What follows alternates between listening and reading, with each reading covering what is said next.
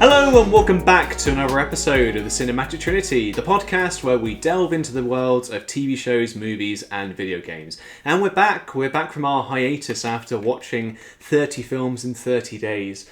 And me and Kieran are here to talk about Guillermo del Toro's Frankenstein. Very long awaited, one of my most anticipated films this year. I do like Guillermo del Toro. Not that I've seen many of his films, to be fair, I don't know, just a guy. Poser. I think the only one I've watched properly is Shape of Water, which me and you saw in the cinema that was 9 years ago. Didn't you watch Pinocchio?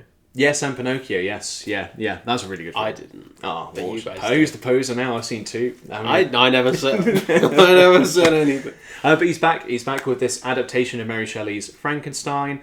Jacob Elordi plays the creature, or Frankenstein's monster, and then Oscar Isaac plays Frankenstein himself, Victor Frankenstein. Victor. It's a tale as old as time. Basically, man makes a creature out of dead bodies, and it's just the moral conundrum of, life and death and just, creating things and just what you do after the fact. So I'll start with you, Kieran. What did you think about this movie? Well, no. No, it's one of those things. It's a good movie in and of itself, and we should probably mention that we actually were in London and got a chance to visit kind of a promotional set piece for the film. You make it sound like we were invited there. We were at the red carpet. Guillermo del Toro himself shook my hand. He said, "It's an honour to have you here. I really like what you're doing for the cinema landscape, Kieran." But no, we got to go to a promotional thing in Selfridges of all places, like a free exhibition, wasn't it? Yeah. And you got to see a lot of the props and things from the movie, which I think was really actually quite cool. And seeing that first and then going and watching the film, especially seeing it in person, was just really cool. It was, yeah, definitely. Even just the life-size prosthetic mannequin they had with Jacob Elordi's creature makeup on it was really cool, because you're I've seen that in person. It felt like even at the thing we went to, he was in the room, weirdly, but even just little stuff Christoph Waltz's character, his cane, his little that was really cool to see, and the outfits, Mia Goth's dresses, Elizabeth's dresses, all really nice stuff. So now definitely. So it sounds like it's just readily a thing you could do. So if you can see the exhibition of the film you're about to watch... If you live in London, then you're probably in a good spot to actually be able to go to things like this. Because I don't actually know how often things like this happen, especially in the UK. Yeah, no, it's a very cool thing to have actually But it was nice to have that corresponded with a trip that we were going to London anyway. So, yeah. But that was really nice. So it's a good movie. Mm-hmm. It has plot. It has characters. It has all the things that make up a movie. They're all there. I like the fact that they used a lot of practical effects. Oh yeah, definitely. Yeah. There are obviously some bits that are very CGI heavy, but you'd struggle to get the actors for the roles that I'm talking. Yeah. Are we going spoilers? Yeah. Wolves. You can't get wolf actors. Doesn't really work. Yeah. True. Yeah, the bit where there's he'll push a boat at one point, and he it's actually a practical effect if the boat turns itself. It's not like a CGI thing. They actually made a whole contraption for the boat to move. So that's really cool. Yeah. But yeah, it's a very basic. Everyone knows the story of Frankenstein. It's been told and told and told again. It's Frankenstein. He definitely did a Frankenstein. I think Frankenstein. It's definitely I need to find my conception of the idea of Frankenstein, very much the basic of a dead body gets brought back to life. I don't know much more about the relationship between the monster and with Victor Frankenstein. It's very cool to see it on screen, and from what I understand, there are deviations the film does from the book, some bits of the plot, but I think it just has a good whimsical, gothic vibe to it that just Guillermo del Toro does really well. Even Shape of Water, which is a 1960s based film, has a good sense of whimsy with the music. Even again at the exhibition we went to, there was just a room we sat in where we just listened to the soundtrack, playing over clips of the film. Kind of spoiled bits of the film, a little bit, including the final shot, because we walked in, I was oh, I bet that's the final shot, and lo and behold, it was. But the music works really well. The actual world he's created here through like the practical stuff and the CGI and the landscapes and stuff. Like it's all very, very nice to look at, very gorgeous looking film. And even like the practical stuff we saw, some of like the dead bodies and stuff they used at this exhibition, which was really, really cool. I think I don't quite know what drew me out of it a bit, because I'm the same as you. I thought it was a good film. I don't know whether just the power set the creature has for me, like they kind of treat him like Wolverine a bit, like he regenerates himself. He is like just this immortal, unstoppable force. Yeah. I think what you like was what we said about before after we watched the film. Is you said like if it like actually retained the damage and like that would have been really cool to see like physically and you know, it would have made him a lot more imposing as this kind of creature that is immortal but isn't like impervious to the effects around him and things like that. So that would have been cool. It didn't take me out of it as such. I feel like the story, it was all there, it just didn't.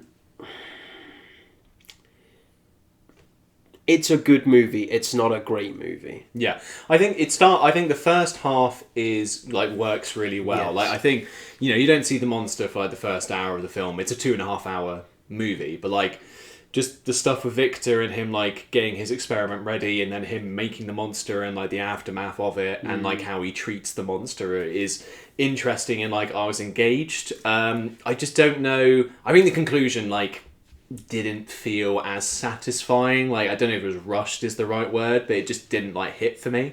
Sort of how it ended with like the monster forgiving Victor for like the abuse and just you know, bringing him into this world and then like discarding him like from the offset. It just didn't. Not that I don't know if it earned is the right way. Like it didn't feel earned sort of thing, because it kind of like cuts to. I need to kind of go a little bit beat by beat. He makes the monster.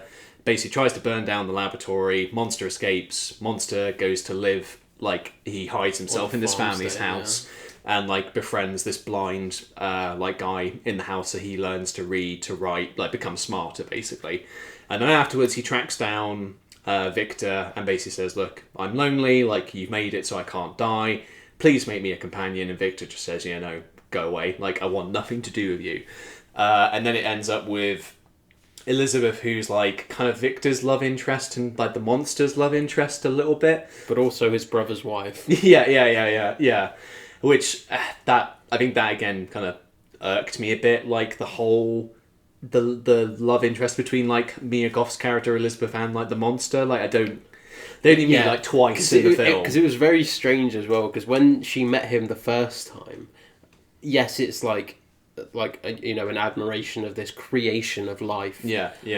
But you know, the monster didn't speak at all, other than saying Victor. I think, did he say Elizabeth to her? No, he said it when she was like walking away, so she doesn't even know. She doesn't even hear. So the only interaction she's had with him is him saying Victor, and then she sees him again, and she's like, "Oh my god, I'm in love with you." This monster that is Why? Yeah, so it's just your poor husband. God, it's bad enough that his brother's going with you, and now his brother's monster creation. So it's like it goes to that, and then she dies, and then like it just sparks this like rivalry between Victor Frankenstein and his monster, where like they just track each other down, and like, you know, he's trying to kill him, and it just goes to that, and then they forgive each other. So it's kind of like, if it was like longer, maybe I could get it, but it just felt like it really rushed the final like third of the movie, basically. I think for me, but otherwise, like again, the build up and the creation and like his like how the monster's treated, I think is cool to see. I guess what did you think about Jacob Elordi as the monster as well? he was good. I mean, as good as you can be, and that kind of thing. I felt bad for him when he was in the dungeon area. I just didn't really vibe with him. Right. He was good in the role. He's acting very well. It just didn't gel with me personally. And I don't know. There's a couple things that happen in the film that just kind of take me out, and one of them is the setting of the boat. that they're Okay, on. right. I like the practical set pieces they do with the boat, but then when I think about it over the course of the entire film, I'm like, why is this ship captain just listening to Oscar Isaac telling this entire story? And then Frankenstein monster comes in. He's killed like 8 of their guys. He just comes in, he's like, I'm going to tell you my story now. It's like, no. And he just listens to it, yeah. He just listens to the entire thing. And, you know, fair enough to this, like, therapy ship captain. He's, like, helping these people work through their trauma. But it's just, like, when you actually, like, just take yourself out of it and just consider the whole thing, it's just like, oh, that's a bit weird. I know, it's like on the same level of the people who listen to, like, Forrest Gump's story. Like, you know, I'm just a guy at a bus stop, and, like, he's just talking to me. It'd be like if Forrest Gump just broke down your door. He's like, I'm going to tell you... I'm going to tell you my whole story now. And you're going to sit there, because if you don't, I'm going to kill you. Yeah, because he, like, literally, he does just wander onto the boat, and, like, the ship captain opens the door, and then the monster comes in. He's like, oh, he's told you his story, has he? Well, I shall tell you my tale. And then, like, chapter 2 of the film happens. Yeah. So you're just like, what does the ship captain do? Be like, all right, then I'll just take a seat. Like, to do tell. And it's like, it doesn't really cut back to them talking, does it? Whereas, like, between Victor and the ship captain, they do have, like, a bit of a conversation. But I get what you mean, like, the structure, I think that is in line with the book, like, the whole, like, they're telling their story sort of thing. So maybe that's just, they felt like they wanted to keep that consistent. Yeah. So maybe that's not a gripe with the film, but the story as a whole. Yeah, like sort of the adaptation staying true to it. I mean, I like Lars Mikkelsen, to be fair, as well, just because he's Mads Mikkelsen's brother. Yeah. He's also good in Sherlock, and he's been in, like, he just pops up in things sometimes. I'm like, oh, I do like him. He's quite big in Star Wars, I think. He plays, like, a big blue general guy. A big blue general guy? Who could it be? Who could the big Flash blue a picture of general it on screen so the people can know. I feel like I really want to talk, because we both had a very similar reaction to when we actually saw it in the film. The brutality of some of the things is unlike anything I've seen in a film before. Yeah. Because the blind old man that Michael mentioned earlier that became friends with Frankenstein, I think Frankenstein's monster went off to try and figure out who he was. He went to the burnt down castle. He figured it out. And he's like, I'm not a fan of this. That's a bit unbelievable. The castle burned down, exploded, but, like, somehow all the, like, relevant papers to, like, how Frankenstein came to be is there, and he could pick it up and still read it. But that's just, especially one of them was thrown right on the pile of gasoline, I'm pretty sure, when he blew up the castle, and somehow it's got, like, a one. That was his letter, wasn't it? It's just like, yeah, the literally the thing that points him towards where Victor Frankenstein is, like this letter. But yeah, sorry. So there's just a couple bits that take you out a bit. Yeah. But he goes back to this homestead where he's been just, like, helping out, being like this spirit of the forest, like, helping them out. Yeah. And this old guy is being, like, mauled by wolves. And Frankenstein's monster does not take kindly to this, so what he decides to do is he gets bitten by one, and he doesn't like it, so he scalps it. It's literally the most out of pocket. I mean, to be fair, like, beforehand, like, I was thinking these are the most, like, cartoonishly evil wolves I've ever seen, because they show up, like, earlier in the film and they just start killing all the sheep there, like, in a pretty gruesome way. But, like, bloody hell, like, what Frankenstein... I thought, it looks like you threw one of them into a fire. That's pretty brutal. But then it's just it's like on his back, and he, like, pulls it, and we were all just like, Jesus Christ, what is happening? And then, like, he, like, snaps the neck of another one. It's it's like one of, like, a bear hug. Yeah. And just like and you hear, like, the crack and everything. Like, it's like the, like, remaining wolves are like, jeez, like, they just run up, like, the remaining wolves were us on the sofa. Yeah, literally. And there was, like, a bit earlier on, Tulip's not here reviewing it because she fell asleep, like, partway through, and there was just, like, one bit beforehand before he goes to the homestead where he's just escaped from the castle, he's, like, there living the land, and he, like, sees a deer and starts, like, feeding it berries. And I said, oh, Tulip, that's your dream, like, seeing a deer like that. Instantly gets shot and dies. I'm just like, oh, great. So that did not sit well with Tulip at all. But impeccable timing, I must say. Oh, but like that's a good like prelude to like, the whole wolf thing. You're like, Yes. okay, that's a bit brutal to like animals, and then all the stuff kicks off the wolves, and like, Jesus Christ. And to be fair, his brother as well. Yeah, Because Frankenstein basically, Frankenstein shoots Mia Goth's character Elizabeth. Yeah. By he's trying to shoot the monster, but she gets in the way.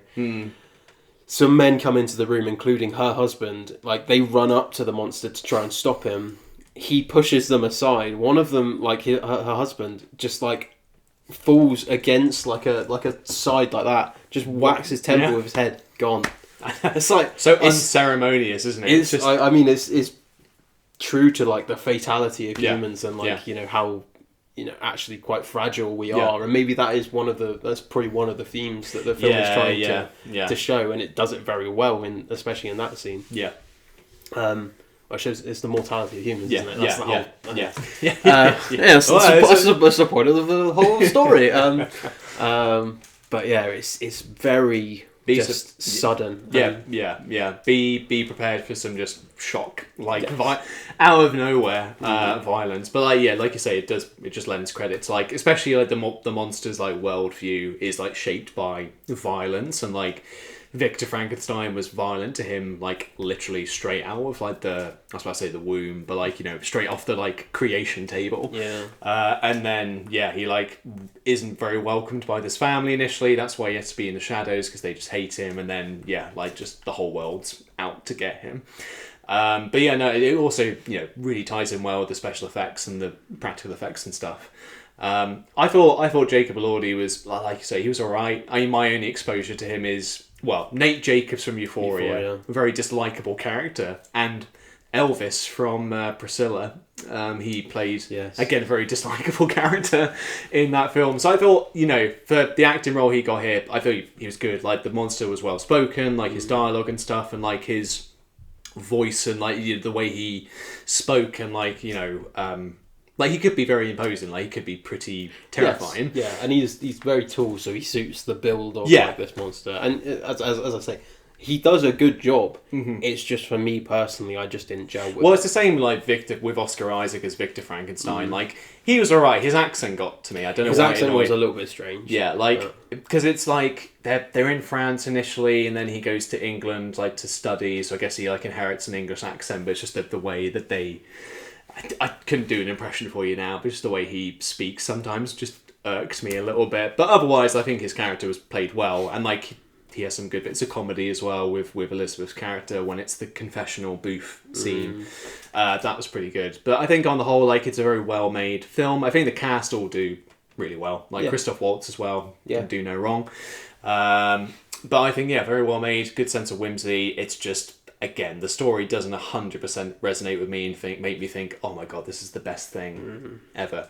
Needed more Ralph Ineson, that's what I say. Yeah, he's only in it for 5 seconds. I know. I literally, when he came up on screen, I was like, Ralph Ineson! And Tulip was like, stop shouting. Tulip was like, stop shouting. I was like, sorry, that's just what Ralph Ineson does to me. He's just that guy who just appeared. He's back. Yeah, that's who should have been the monster, Ralph. Ralph Ineson. Oh, that'd been got a voice for it. Yeah, that would have been so good. But anyway, I think, a well-made film. I think we can both agree on that. It's just, didn't propel itself to like good heights. I'm glad Guillermo del Toro got the chance to make this film. I feel like he was a good person to undertake the challenge of making it. But I think for me, if we were to score it, I would say like a 7 out of 10. Just like typical good film. Yeah, mine's the exact same. It's a good film. It's worth watching. Yeah. It's nothing groundbreaking. It's not it's not this best film of the century kind of thing. It's just a good film that if you are interested in it, if you like any of the actors in the film, go and watch it. Yeah, and I'd say like if you're going to watch Guillermo del Toro, like Pinocchio was really good. Like I'd highly recommend Pinocchio, and even Shape of Water's. Like Shape of Water was really good. I remember really liking it. I haven't watched it for years. Yeah, that's the thing. I don't know whether like if I was to say it now, I might put it on par with this, or maybe slightly better. Maybe because like the setting and the story. like a few years ago, I think. So it might be like the story. I think the story holds up a bit more for Shape of Water, like the whimsy and like the characters and like the monster and that, which probably led him to make this. Did he do Pan's Labyrinth? He did, yeah. Okay. That's one for me to watch. I've only watched like up to the scene where it's just like the eyes. Yeah. So that and Hellboy. That's the only other Guillermo. So I have watched Hellboy actually, which is Guillermo del Toro. Okay. But yeah, there you go, guys. That was Frankenstein, or Guillermo del Toro's Frankenstein. I feel that's just what it will forever be. as the full title. Yeah, literally. But that was it. What did you guys think, though? Do let us know your thoughts in the comments below. And in the meantime, we'll see you guys in the next episode.